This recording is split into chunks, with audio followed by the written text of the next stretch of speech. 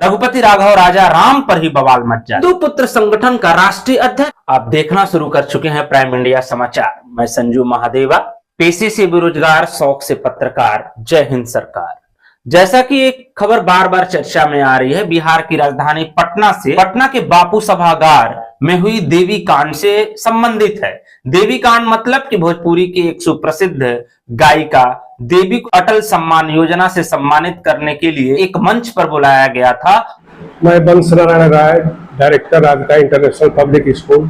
सोहाव बलिया जिले के सोहाव ब्लॉक खंड अंतर्गत राधिका इंटरनेशनल पब्लिक स्कूल के प्रबंधक मिस्टर वंश नारायण राय ने 9 वर्ष पर अपने विद्यार्थियों, अभिभावकों और सभी अध्यापकों की तरफ से सबको 9 वर्ष का शुभकामना। और वहां पर सम्मानित करने के बाद देवी से एक गाने का निवेदन किया गया और जब देवी ने एक गाना गुनगुनाना शुरू किया तो सोचा कि बापू सभागार है तो ना बापू से ही संबंधित गाने को गुनगुना दिया जाए। तो उन्होंने बापू की सबसे पसंदीदा गीत रघुपति राघव राजा राम को गुनगुनाना शुरू किया और उस पर जो ही उन्होंने ईश्वर अल्लाह तेरो नाम यह लाइन गुनगुनाई तो वहां पर एक अलग ही प्रकार का जय श्री राम के नारे के साथ भगदड़ उत्पन्न हो गई और यह चर्चा एक राष्ट्रीय स्तर की खबर बन गई।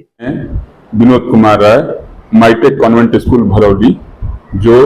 सीबीएसई द्वारा एफिलिएटेड सीनियर सेकेंडरी स्कूल है, का प्रधानाचार्य हूं। मैं बलिया जिले के सोहाव ब्लॉक खंड अंतर्गत माइटेक कॉन्वेंट स्कूल के प्रधानाचार्य ने 9 वर्ष पर अपने बच्चों, अभिभावकों और अपने सभी अध्यापकों की तरफ से क्षेत्रवासियों को 9 वर्ष का शुभकामना संदेश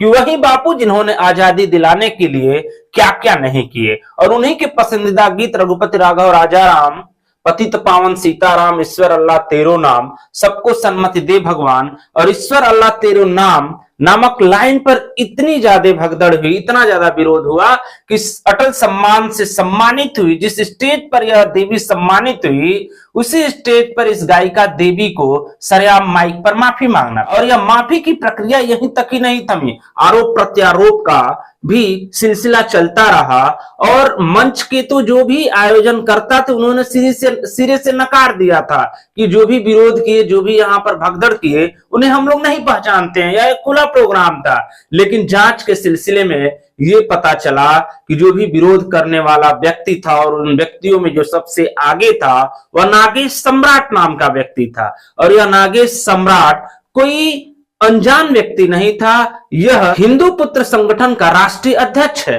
और वो भी सरेआम अपने इंटरव्यू में एक मीडिया के साथी को इंटरव्यू देते हुए वह कहा कि जो देवी गायिका है वह बात को बरगला रही हैं, इधर उधर घुमा रही हैं। वास्तव में देवी को तो जो बापू का गीत है रघुपति राघव राजा राम, पतित पावन सीताराम, उसका मूल गीत ही नहीं याद है। हम लोग तो वहां पर निवेदन कर रहे थे कि आप इस गीत का जो मूल है उसको आप गाइए। वहीं पर देवी ने नागेश सम्राट की बातों पर पलटवार करते हुए कहा कि नहीं नहीं, ऐसी बात नहीं थी, वहां पर तो हर चीजें स्पष्ट थी, क्योंकि वहां पर जो ही मैंने ईश्वर अल्लाह तेरो नाम जो लाइन मैंने गुनगुनाया वहीं पर इन लोगों ने विरोध किया और विरोध करते हुए वहां पर 25-30 की संख्या में देवी के अनुसार कुर्सी को छोड़कर मंच की तरफ बढ़ने लगे। तब मंच पर जो भी लोग थे उन्होंने बिचबिचाव किया और मुझे सॉरी बोलने के लिए दबाव बनाया। बात यह नहीं है कि विरोध किया गया, बात यह नहीं है कि गायिका देवी के द्वारा उस पर सॉरी बोल दिया गया और मामला समाप्त हो गया।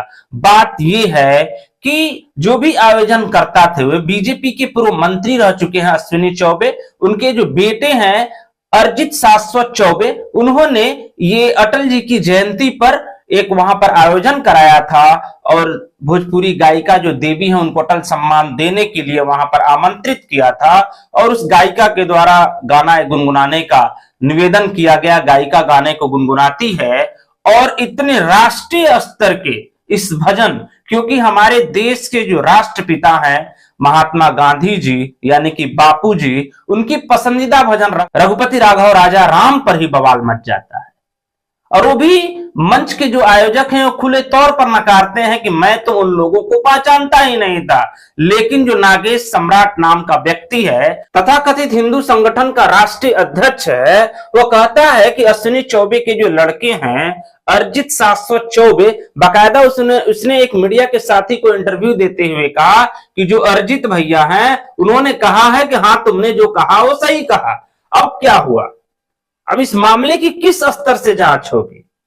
कि ऐसा क्यों किया गया? एक मंच का आयोजन करता ये कहता है जिन्होंने भगदड़ किया उन लोगों को मैं नहीं पहचानता हूं, और वास्तव में जो व्यक्ति इस विरोध की प्रक्रिया को जो स्वीकार करता है, नागेश सम्राट, वो कहता है कि मेरी बीजेपी के और कई नेताओं से बात हुई, यहां तक कि मंच के आयोजन करता अर्जित 724 से भी बात हुई। तो अर्जित भैया ने